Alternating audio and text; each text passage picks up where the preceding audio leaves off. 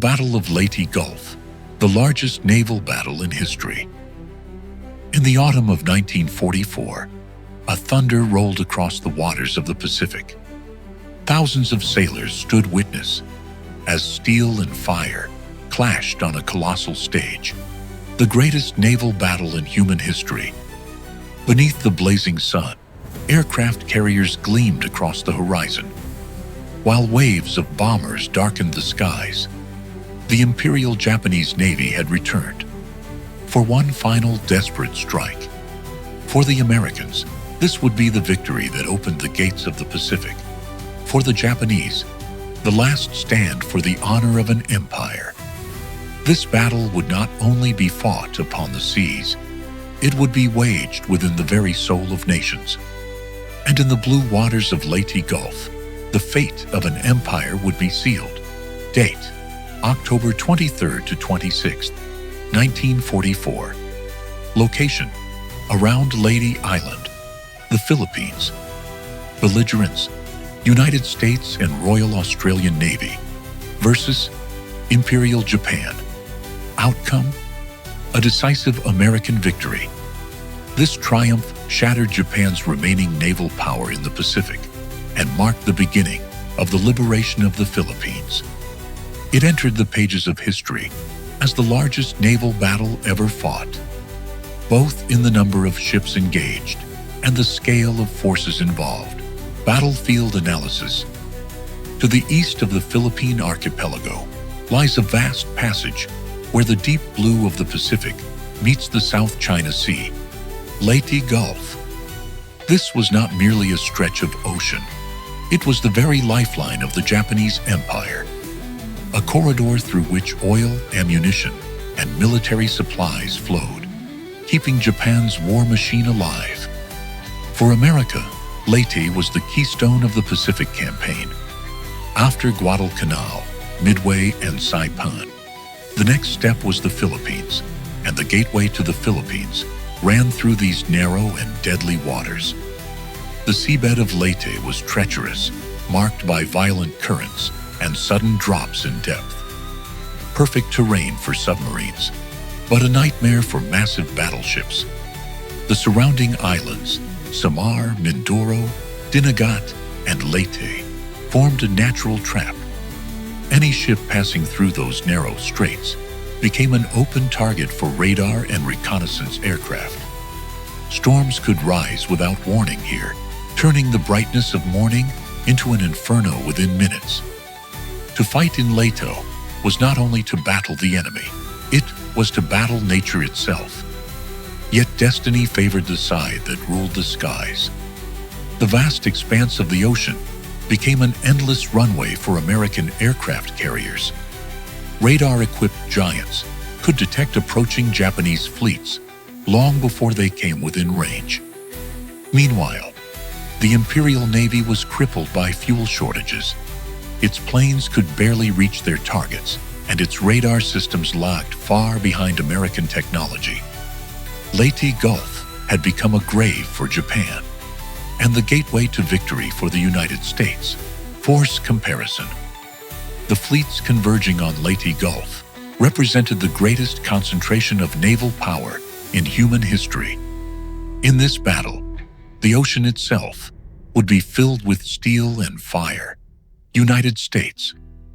The American fleet that sailed across the Pacific waves was a marvel of modern industry.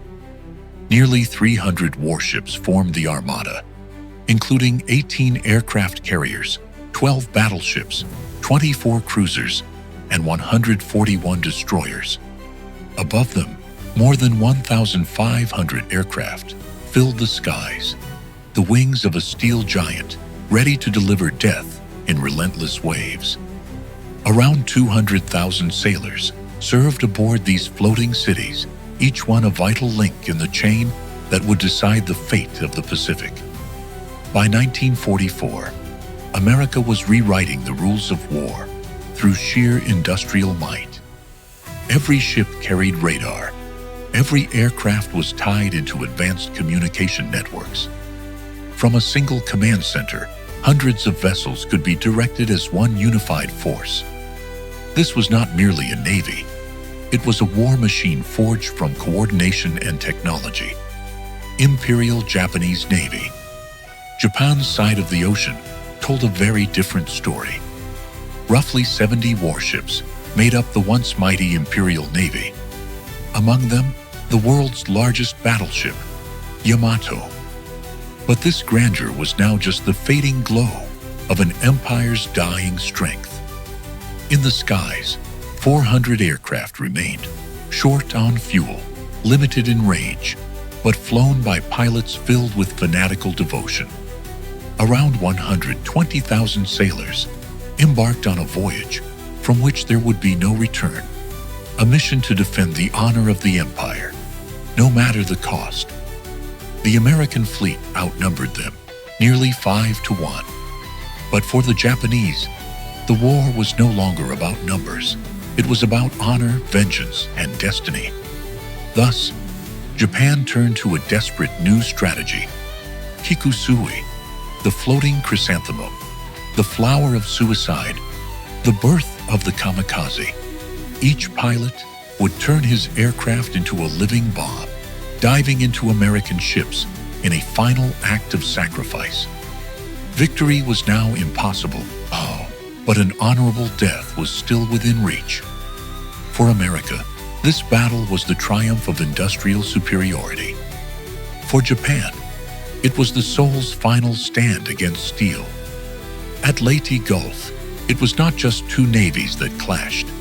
It was two worlds colliding, one fighting to survive, the other fighting to die with honor, preparation phase, and command structure. Before the storm of steel erupted over Leyte Gulf, two very different worlds unfolded inside the opposing war rooms. Some tables were wrapped in silence, others in chaos. But everyone knew one unshakable truth. This battle would decide the fate of the Pacific, the American chain of command. In the Western Pacific, a massive plan was taking shape. At its helm stood the calm and calculating strategist, Admiral Chester W. Nimitz. Bent over maps of the Pacific, he meticulously anticipated every possible Japanese maneuver, days before they could even unfold. His right hand was the fiery and relentless Admiral William F. Halsey, the steel fist of the U.S. Navy. For Halsey, the sea was more than a battlefield.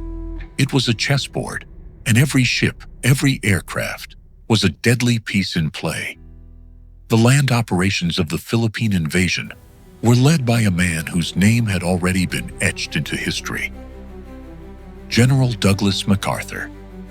Forced to leave the Philippines during the Japanese occupation in the early 1930s, he had made a promise: "I shall return." Now, that promise was about to be fulfilled. MacArthur's goal was clear: retake the Philippines and sever Japan's supply arteries. Once the islands fell, Japan would become an isolated empire, trapped within its own seas. The American plan rested on the flawless coordination of naval and air power, a level of integration that Japan could no longer hope to match. The Japanese chain of command. In Tokyo, morale had collapsed, but faith still burned. The Imperial Japanese Navy had chosen to gamble everything in one final desperate throw of the dice. Command was divided among four admirals: Admiral Takeo Kurita, commander of the Central Force, leading the mighty Yamato; Admiral Jisaburo Ozawa, head of the Northern Decoy Fleet; Admiral Shoji Nishimura, leading the Southern Force through the Surigao Strait; Admiral Kiyohide Shima, commander of the supporting force following Nishimura.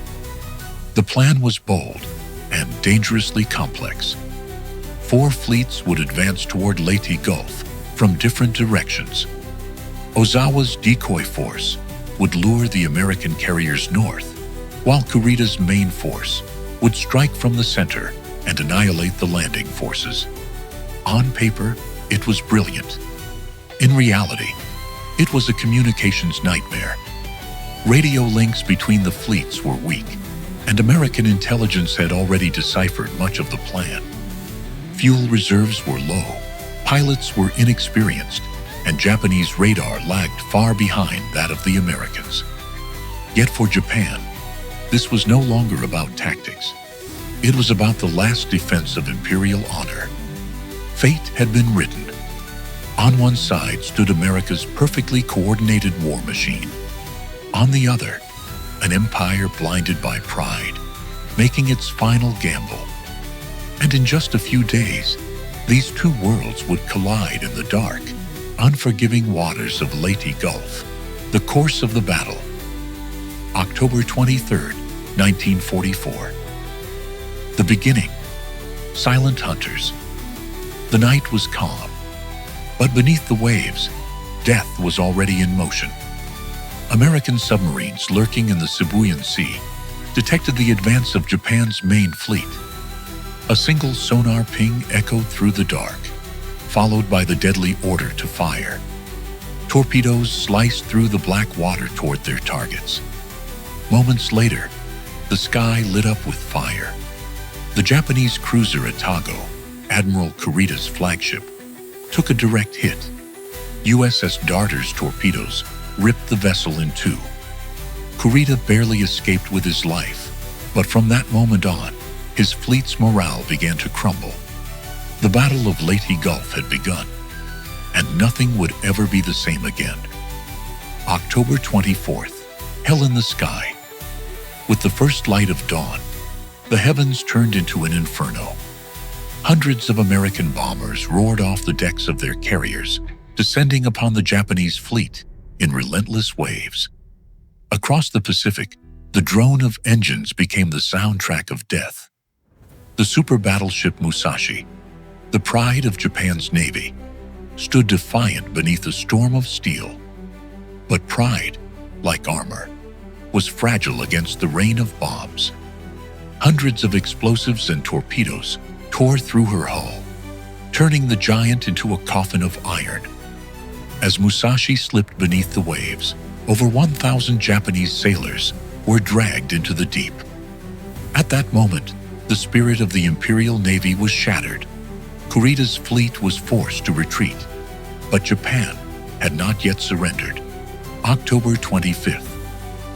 The Battle off Samar. Courage in the heart of hell. In the northern waters of Leyte Gulf, a legend of valor was born. Kurita's fleet had turned back toward the invasion area, emerging through the morning mist, right in front of the tiny American escort group, known as Taffy 3. The Americans had only small escort carriers and destroyers, facing Yamato and an armada of massive cruisers. Ordinarily, this should have been a massacre. But that morning, a handful of destroyers changed the fate of the entire war. The destroyer USS Johnston, commanded by Commander Ernest E. Evans, received his final order over the radio. Turn the ship toward the enemy. And so, a 2,500-ton ship charged head-on into 70,000-ton monsters. Shells exploded, steel clashed in the mist, and courage met destruction. Johnston was hit again and again, finally sinking. But the Japanese were stunned by the ferocity of the American resistance. So fierce was the defense that Kurita ordered his fleet to withdraw. In the heart of hell, the courage of a few men turned back an empire. October 26th, the birth of the Kamikaze, death from the sky. Japan was now desperate, but not defeated. That day, for the first time in history, organized kamikaze attacks were unleashed. Young pilots tied white headbands around their foreheads and prayed before takeoff. Each one swore to turn his aircraft into a human bomb. As the sun set over the Pacific, the first kamikaze dived upon the American escort carrier, USS St. Lo. The plane struck the flight deck, fuel tanks erupted in flames, and a massive fireball rose into the sky. Within minutes, St. Lo sank beneath the waves. But by then, the outcome was no longer in doubt. The Japanese fleet was shattered, communication had collapsed, and the Imperial Navy had ceased to exist as a fighting force. The Battle of Leyte Gulf was over. Only smoke, twisted steel, and the haunting silence of the sea remained. Those 4 days marked a turning point in the history of the Pacific. It was the final breath of one empire and the birth of another. From that moment on, the ocean would forever remember both human courage and human tragedy, strategic and psychological effects. The Battle of Leyte Gulf effectively destroyed the naval power of the Japanese Empire. Once the ruling force across the waters of Asia, that legendary navy now existed only as an echo beneath the waves. In the Pacific, Japan had no great ships left. The Yamato's sister ships lay at the bottom of the sea. Its carriers were ash and its cruisers silent wrecks. With this victory, the United States reclaimed the Philippines and opened a direct path to Japan itself. The objective was now clear. The Japanese homeland. The triumph at Leyte was the first step on the road that would lead to Okinawa and Hiroshima. But this war shattered more than ships. It broke the human spirit. For the Japanese Navy, Leyte became a national trauma. Kamikaze attacks were no longer a tactic. They had become a symbol of despair. Thousands of young pilots hurled themselves from the sky in the name of the Emperor, each one writing the final lines of Japan's imperial saga. Every falling plane was a breath lost from a dying nation. For America, the battle served as a rehearsal for ultimate victory. With unmatched radar, air superiority, and coordination, the United States now commanded the Pacific. Yet behind that triumph lay a profound human cost. Beneath the ocean rested thousands of sailors in graves the world would never visit again. Leyte Gulf was more than a strategic turning point. It revealed the darkness within the human soul that war exposes. Sometimes, victory leaves a silence deeper than defeat. And that silence still echoes through the waves of the Pacific. Final assessment: Leyte Gulf. This battle was more than a naval engagement. It was the symbol of empires rising and empires falling. For centuries, Japan had ruled the seas with pride and discipline. But in the waters of Leyte, that proud empire was consumed by steel, fire, and desperation. The shadow of the Yamato now lingers only in legend. Never again would Japan command a fleet of such size and power. The United States, fueled by its industry, technology, and unrelenting strategy, emerged as the undisputed master of the Pacific. With the victory at Leyte, the course of the war changed forever, and the waves of fire now began their march toward the Japanese homeland. The ocean had become the highway of the American fleet, a path that would lead inevitably to Hiroshima, Nagasaki, and the most haunting silence in human history. Yet the memory of Leyte Gulf endures not merely as a triumph of arms, but as a testament to human courage. That day, the sea swallowed not only ships, but the stories of thousands of souls who fought beneath its surface. Every explosion was the echo of a nation's dying hope. Every wave carried the final breath of a fading empire. The greatest naval battle in history will not be remembered for the ships that sank beneath the waves, but for the courage that burned into humanity's collective memory. The blue waters of Leyte remain calm today, but within that silence, the last breath of an empire still whispers.